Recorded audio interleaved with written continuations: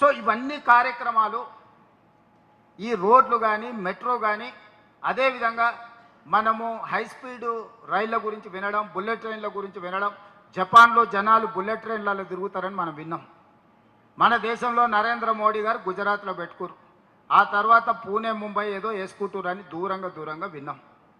మీ రాష్ట్రాలు చేసుకున్నప్పుడు మాకెందుకు ఇయ్యారని కేంద్రంతో కొట్లాడి ఇవాళ హైదరాబాద్ నుంచి బెంగళూరుకు ఎక్స్ప్రెస్ హైవేతో పాటు బుల్లెట్ ట్రైన్ కూడా మనం మంజూరు చేయించుకున్నాం.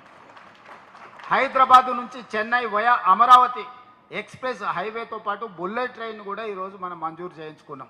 ప్రాథమికంగా ఒప్పుకున్నారు.